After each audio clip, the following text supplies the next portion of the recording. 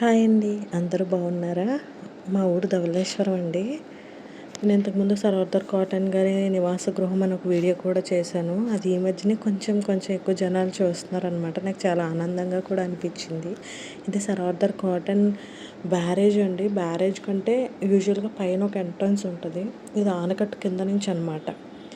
మొన్నటి వరకు పైన ఉన్న బ్యారేజ్ వర్క్స్ జరగడం వల్ల కింద ఆనకట్టు కింద ఉండే ఒక రోడ్డు ఓపెన్ చేశారనమాట. ఎంతమందికి అదృష్టం ఉంటుందో లేదో నాకు తెలియదు, కానీ మాకైతే పైన బ్యారేజ్ వర్క్స్ చేస్తేనే కింద నుంచి ఒక వే ఉంటుంది అనమాట.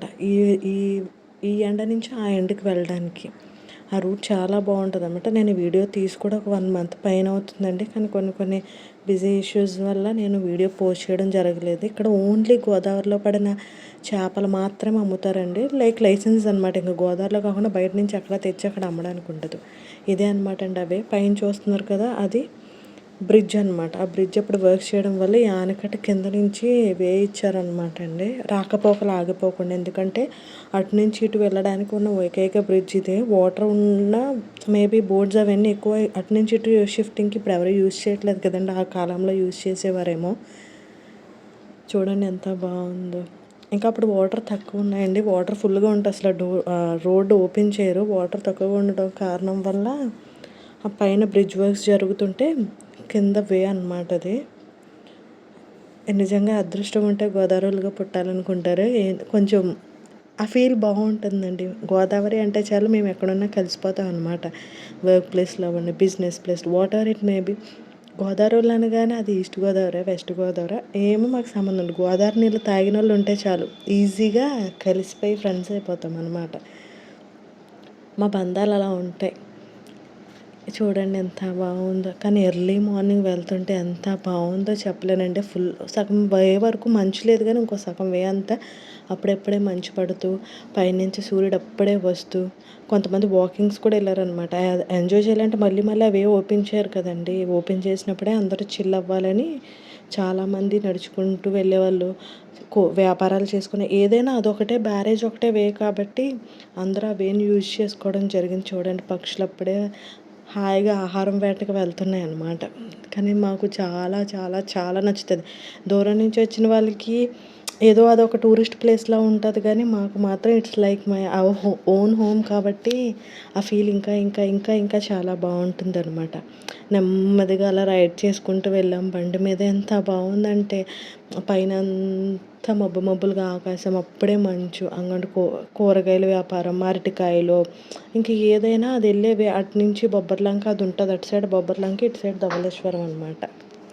అప్పట్లో మా తాత ముత్తాతలు కట్టించిన ఆనకట్లు, బ్యారేజ్లు అన్నిటికీ వీటన్నిటికీ మెయిన్ సపోర్ట్ సిస్టమ్ అయిన సర్ ఆర్థర్ కాటన్ గారు కట్టించిన బ్యారేజ్ ఇప్పటికీ చెక్కు చెదరకుండా దాన్ని ఇంకా బాగా మెయింటైన్ చేసి ఉంటే బాగుండేది అనిపిస్తుందండి.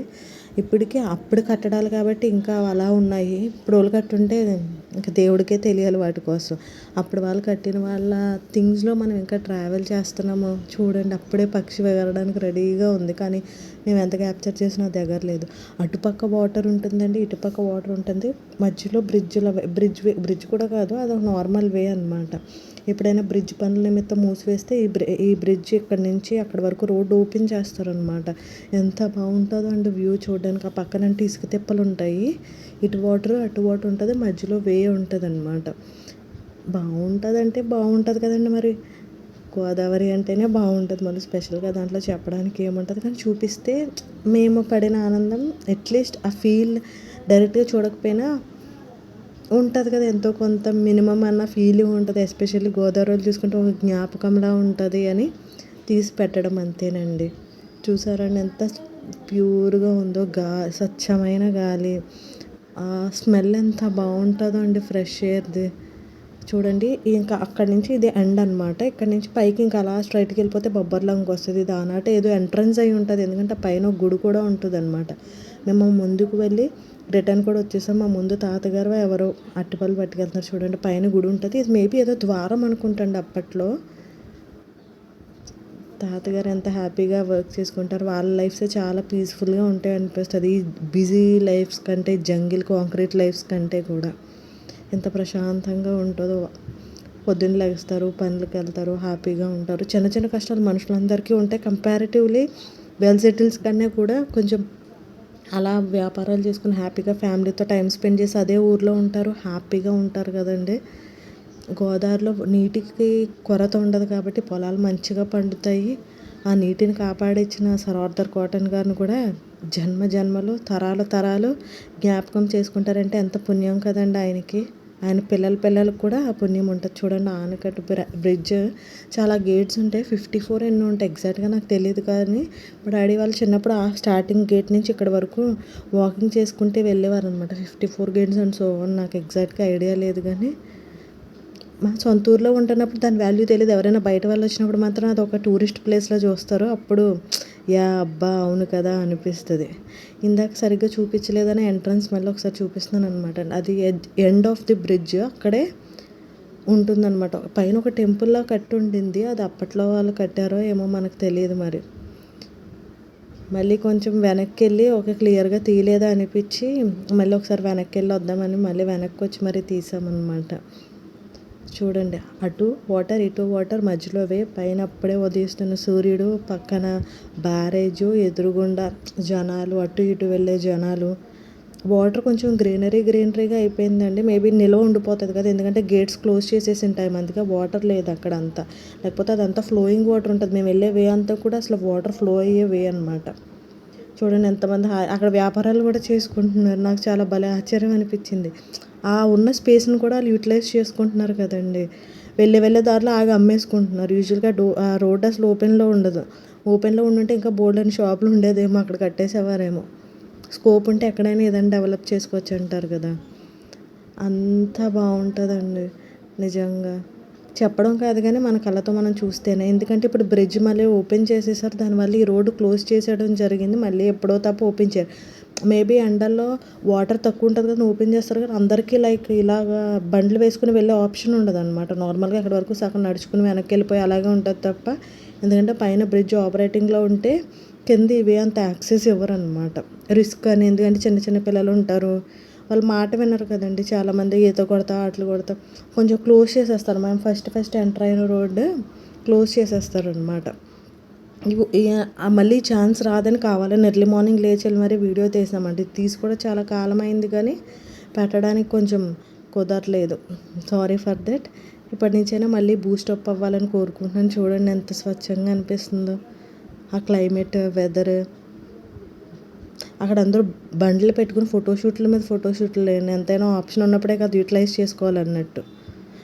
అంతా అయిపోయిన తర్వాత రిటర్న్ వచ్చేస్తుంది అనమాట. ఏవైతే వచ్చామో అదేవే అనమాట. అది చూడండి ఆనకట్ట అనమాట. అదే సర్ ఆర్థర్ కాటన్ గారు కట్టిన ఫస్ట్ ఆనకట్ట. చూడండి ఆ స్ట్రక్చర్ ఎంత బాగుందో. చెక్కు చెదరలేదండి ఏ మాటకా మాట. కానీ అప్పటి వాళ్ళు కట్టడాలు కాబట్టి ఎంత స్ట్రాంగ్గా, ఎంత స్టేబుల్గా, ఎంత వాటర్ ఫోర్స్ ఉన్నా, ఎంత ఒత్తిడి ఉన్నా అవి అలాగే ఉంటాయి, చెక్కు చెదరు. అప్పటి వాళ్ళే కదండి. వాళ్ళు గుర్తుపెట్టుకుని వాళ్ళవి రీస్టోర్ చేసుకుని మళ్ళీ వాటిని కాపాడుకుంటూ ఉండడమే. ఇది అసలు మెయిన్ ఎంట్రన్స్ అనమాట. అంటే వెళ్ళడానికి ఇందాక మనం వచ్చినవి ఇది రిటర్న్ చూపిస్తున్నాం అనమాట. ఈ పక్కన చేపలు అమ్ముతారు అన్నాను కదండి. ఓన్లీ గోదావరిలో పడిన వాటిని మాత్రమే వాళ్ళు అమ్ముతారు.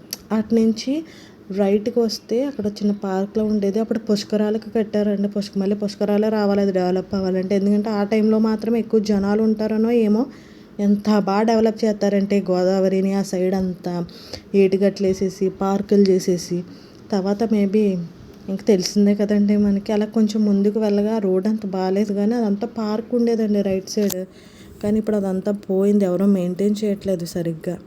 చేసుంటే బాగుండు అనిపిస్తుంది కానీ మన చేతుల్లో ఏముండదు కదండి. అది గవర్నమెంట్ గెస్ట్ హౌస్ అండి. చాలా బాగుంటుంది. 2-3 సినిమా షూటింగ్స్ కూడా జరుగుతూ ఉంటాయి అన్నమాట. ఎప్పుడైనా యాక్సెస్ ఉంటే లోపలికి వెళ్ళి కూడా చూద్దాం అసలు ఎలా ఉంటుందో. చాలా బాగుంటుంది లుక్ మాత్రం. అంటే గోదావరి కనబడుతుంది, గోదావరి వెనక గెస్ట్ హౌస్ వస్తుంది అనమాట. చాలా అడోరబుల్గా ఉంటుంది సీన్ అయితే చూడడానికి. ఆ ముందు ఒక ఇరిగేషన్ డిపార్ట్మెంట్ ఉంటుంది అనమాట. అంటే ఆ వాటర్ పక్కన ఇరిగేషన్ డిపార్ట్మెంట్ ఉంటుంది. ఆ లోపలికి ఇంకా ఉంటుంది కానీ అక్కడ పెద్దగా ఏమో ఉండవు అనమాట చూడడానికి. ఈ గెస్ట్ హౌస్ ఎప్పుడైనా వీలు కుదిరినప్పుడు ఖచ్చితంగా ఎక్స్ప్లోర్ చేద్దాం. నాకు చిన్నప్పటి నుంచో ఉంది కానీ ఎందుకో చూడాలనుకున్నా, ఎందుకో ఏమో ఎవరిని అడిగి వెళ్ళాలి అవన్నీ ఉంటాయి కదండి. కొంచెం భయంగా కొంచెం అలవాటు అయిన తర్వాత we will explore for sure. ఇంకా రిటర్న్ వెళ్ళిపోవడం స్టార్ట్ చేసామండి. రిటర్న్ వెళ్ళిపోతున్నప్పుడు అక్కడ ఆనకట్ట కన్నా కొంచెం ముందు వాటర్ ఫ్లోయింగ్కి చిన్న ఆనకట్టలా ఉంటుంది అన్నమాట. చిన్న బ్యారేజ్ అక్కడ చేపలు పడతారనమాట. ఫ్రెష్ చేపలు అప్పుడే పట్టి వేస్తున్నారనమాట. అది బాగుంది. కానీ ఆయన మేము ఎంతసేపు వెయిట్ చేసినా వల వేయలేదని, సో ఇంకా చూసి ఇదేనండి పార్క్. ఇంకా అప్పుడెప్పుడో బాగుండేది, ఇప్పుడు అంత బాగాలేదు. అక్కడి నుంచి డైరెక్ట్ బ్యారేజ్ అంతా ఎంత వ్యూ ఎంత బాగుంటుందంటే బ్యారేజ్ మొత్తం కనబడి ఎక్సలెంట్ ఉండిద్దండి వ్యూ మాత్రం. అదే ఆ చిన్న బ్యారేజ్ ఆ ఆనకట్టుకి వెళ్ళే ముందు వే అనమాట ఇది. అసలు బ్యారేజ్ ఎంటర్ అవ్వాలంటే కింద వే అంతా ఎంటర్ అవ్వాలంటే ఇదే మెయిన్ రోడ్ అనమాట. ఇంకొక రోడ్ ఏమి ఉండదు ఇంకా. అది చిన్న ఆనకట్టు. అక్కడ చాలా జాగ్రత్తగా ఉండాలి. పైనుంచి వచ్చినప్పుడు టర్నింగ్స్ ఉంటాయి అన్నమాట. వాటర్ చూడండి ఎంత బాగుందో కదండి. మీకు చూస్తే ఎలా అనిపిస్తుంది, కానీ ఐ కెన్ ఫీల్ దట్. వాళ్ళు ఎంతసేపు ఉన్న వల వేయలేదండి. ఇవి ఇంకా అప్పుడు కట్టిన సరోదర్ గారు కట్టిన ఆఫీసెస్ అనమాట. చిన్న చిన్న ఆఫీసెస్ ఇంకా అక్కడ ఉన్నాయి. కొన్ని పాడైపోయాయి. దాన్ని సరిగ్గా మెయింటైన్ చేయక ఇక్కడ బోట్స్ రిపేర్ చేసేవారంటండి. ఎప్పుడైనా లోపలికి వెళ్ళి అవి ఎక్స్ప్లోర్ చేద్దాం. మా డాడీకి చాలా బాగా తెలుసు వాటి కోసము. ఎప్పుడైనా మా డాడీని అడిగి మంచిగా చేద్దాం. ఇదేనండి సరోదర్ కాటన్ బ్యారేజ్ ఎంట్రన్స్. ఆ లోపల ఉండేదంతా. థ్యాంక్ యూ అండి.